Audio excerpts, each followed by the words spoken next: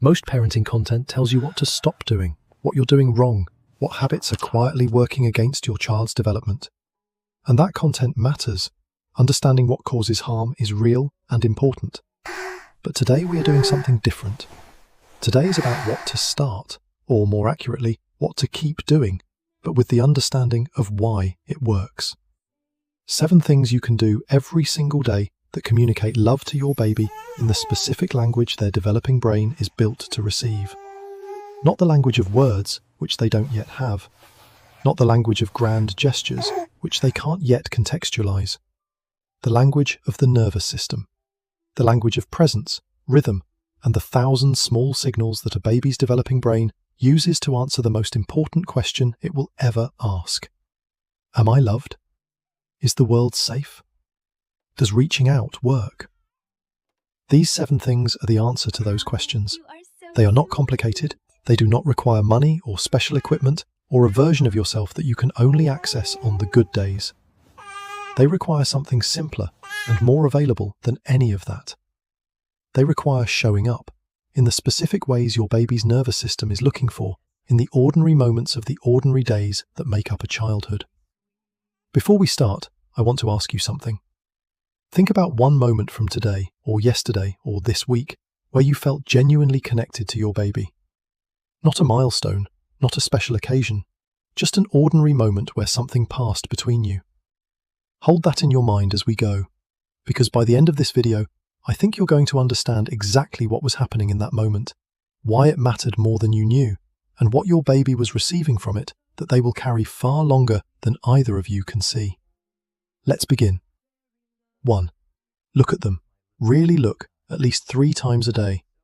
Not the glance while you are managing something else. Not the checking on them look that confirms they are okay and then moves on.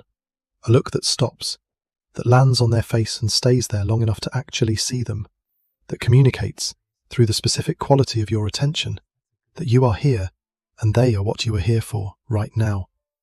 This sounds almost insultingly simple, and yet research on the quality of parental gaze in infancy suggests that genuinely focused, warm visual attention, what developmental psychologists sometimes call loving gaze, is one of the most neurologically significant experiences available to a developing baby, and it is one that is increasingly rare in a world of constant competing demands.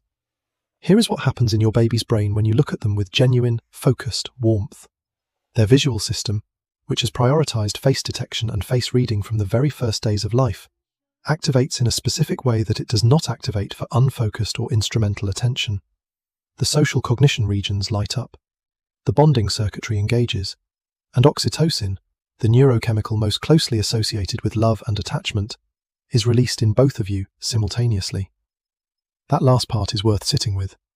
When you look at your baby with genuine warmth, oxytocin releases in you and in them at the same moment through the act of mutual gaze. The love is not just felt on your side, it is a bidirectional neurochemical event. You are not just communicating love, you are biologically co-creating it in the space between your face and theirs. Research from Bar-Ilan University on parent-infant gaze found that the duration and quality of mutual gaze was a strong predictor of attachment security, language development, and social cognition at follow-up assessments. Not the presence of gaze, the quality of it. The specific warmth and attentiveness that the baby could detect, that their brain responded to differently than instrumental or distracted looking. 3 times a day. Not 3 long sessions. 3 moments. Even 30 seconds. Phone down, other things on pause, eyes on your baby with the full weight of your attention. Let your face be alive. Let them see what they mean to you. That look, offered consistently across the days and weeks of early childhood, is one of the most powerful things you have. 2. Narrate their experience back to them. Your baby is reaching for something they cannot quite get. Their face shifts, concentration, effort, the beginning of frustration, and you say, in a warm and conversational tone, "You're trying to get that. It's just out of reach, isn't it?" Your baby is looking out the window. Something is moving out there. A bird, a passing car, the sway of a branch. Their eyes track it with the specific, total attention that infants give to moving things. And you say, "You see that? Something's moving out there." Your baby makes a sound, a vocalization that has no referent, no semantic content, just the sound of a developing vocal system doing what it is designed to do. And you respond, "Oh, is that right? Tell me more."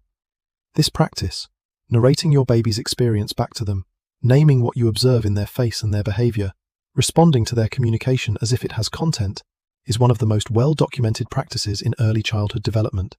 And it does something that nothing else does quite as specifically. It tells your baby that they are seen.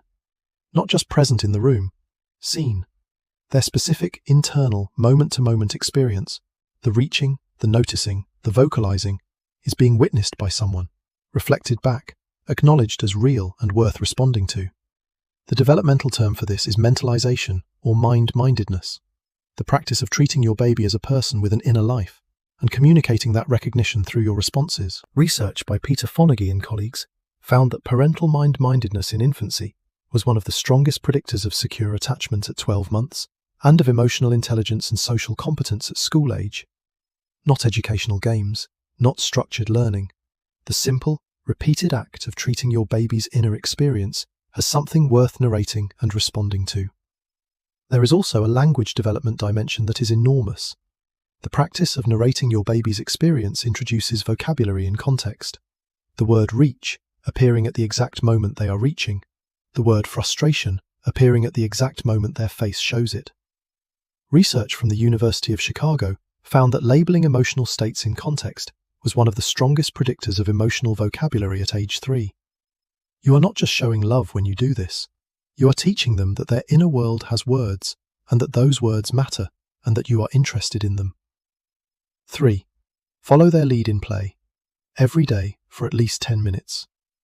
You sit down with your baby, and instead of directing, instead of showing them how the toy works, deciding what to do next, steering the interaction toward the outcome you think is valuable, you watch, you wait, you let them show you what they are interested in right now, and then you join that, whatever it is.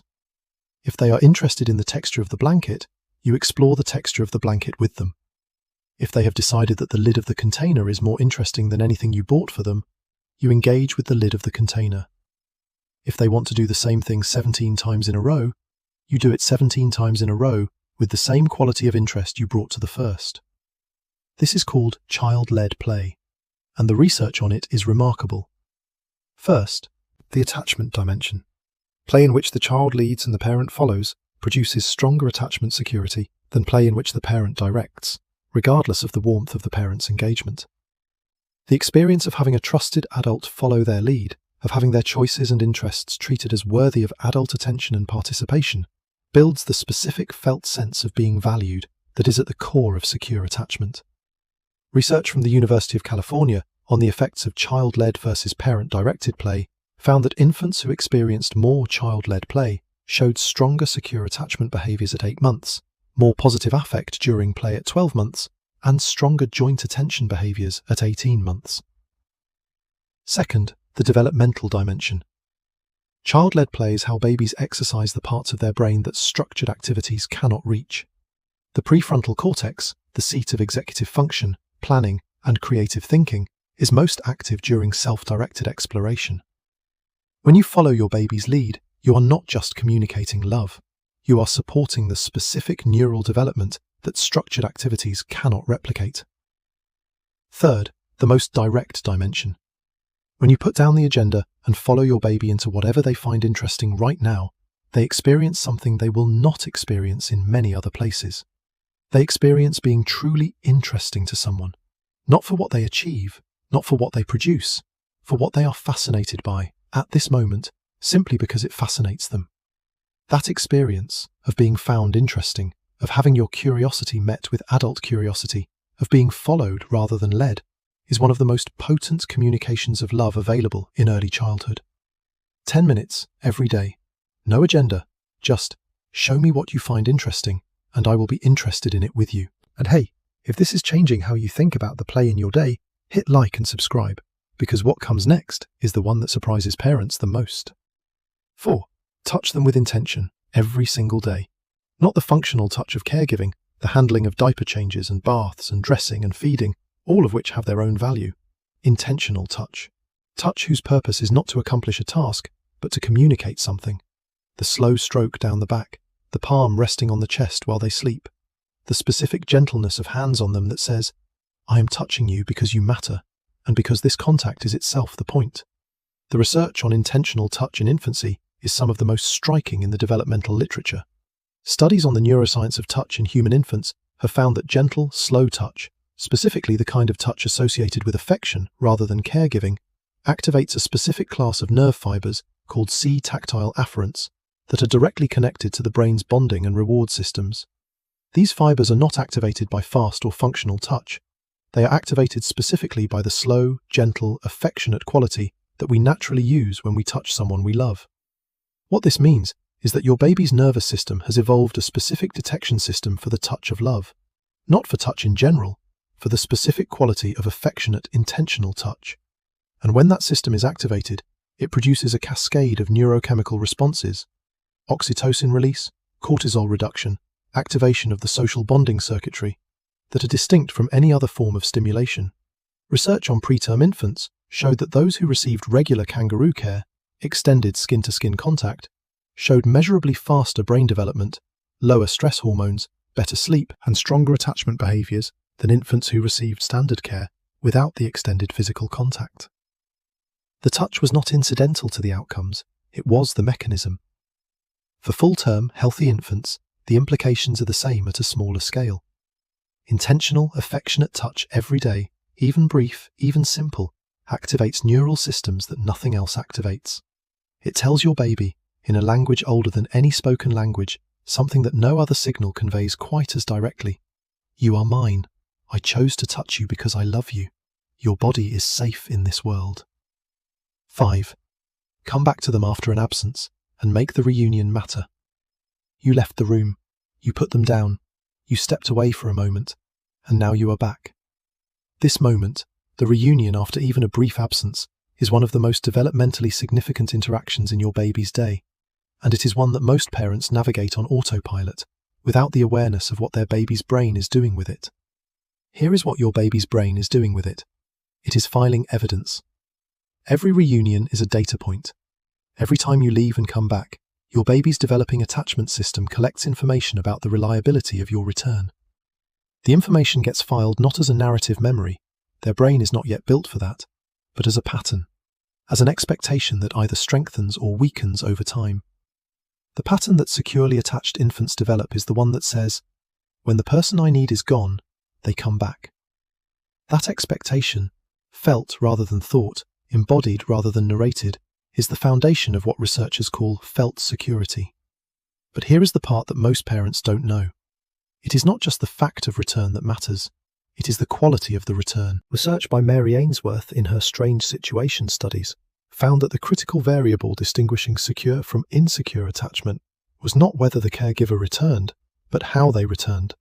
The warmth of the greeting, the responsiveness to the baby's reunion behavior, the specific quality of, I'm back, I see you, we're okay, that the returning caregiver communicated. When you come back into the room after an absence, notice your baby's response. If they look toward you, look back, warmly, directly, with a face that says, yes, I'm here. If they reach for you, receive that reach. If they vocalize, respond to the vocalization. Give the reunion 30 seconds of genuine presence before the next task begins. Not because reunions require ceremony, but because your baby's attachment system is using this moment to calibrate something important. You came back. You came back warmly. You saw them when you arrived. That sequence, repeated hundreds of times across the early months and years, is how your baby builds the internal belief that the world is reliable and that the people who love them show up. 6. Slow down during caregiving routines. The bath, the diaper change, the feeding, the dressing. These are not interruptions to connection. They are the primary context in which connection happens in infancy. Your baby does not yet have the developmental capacity to separate the logistics from the relationship. For them, being bathed is being with you. Being fed is being with you. Being changed is being with you. And the quality of your presence during these routines, your attention, your warmth, the specific quality of engagement you bring to them, is the quality of the relationship as your baby experiences it. Research from the field of infant mental health on what is called the quality of caregiving interactions has consistently found that the most predictive variable for developmental outcomes is not the overall amount of time a parent spends with their infant, but the quality of attention during the routine caregiving moments. Parents who are warm, responsive, and engaged during feeding, bathing, and changing produced significantly better outcomes across developmental domains than parents who were functionally efficient but emotionally absent during the same routines. Here is what slowing down in a caregiving routine looks like in practice. You are changing a diaper. Instead of moving efficiently through the task with your mind elsewhere, you make eye contact during the process. You narrate what you are doing in a warm voice. You give them a moment between steps where the interaction is just about connection, a smile, a touch that is not part of the task, a response to whatever vocalization they offer. You let the routine take 3 minutes instead of 2. Those 60 extra seconds are not inefficiency. They are the relationship. They are the accumulated evidence your baby is building, day by day, of what it means to be in close contact with you. Whether it feels like love or whether it feels like processing, let it feel like love. 7. Tell them out loud that you love them. This one seems obvious, and yet I want to explain why it belongs on this list and why it matters more specifically than most parents realize. Your baby cannot understand the semantic content of "I love you" for the first year or more of their life. They do not know what those words mean. They will not understand them as a declaration of affective commitment for months or years yet, and none of that matters, because the words "I love you," spoken warmly, specifically, directed at your baby with the full quality of your attention, carry something that is not located in the words themselves. They carry the specific emotional signature of love. They carry the tone, the specific vocal quality that activates the social cognition systems of the developing brain. They carry the act of being addressed as an individual, as the specific person the words are for. Research on the developmental effects of positive speech directed at infants, including verbal expressions of love and warmth, has found that this specific type of vocalization produces measurably different neural responses than neutral or functional speech. The social cognition regions activate differently. The bonding circuits engage differently. The developing language system, which is building its first associations between sounds and experiences, is building an association between these specific sounds and the experience of safety, warmth, and being held in someone's regard. There is also something about the practice of saying it out loud that matters for you, not just for your baby. The act of saying, "I love you," to your baby, with presence and specificity, keeps you in relationship with the act of loving, rather than just the logistics of parenting. It is a practice of noticing, of bringing yourself back to the truth of what this is, in the midst of everything else it is.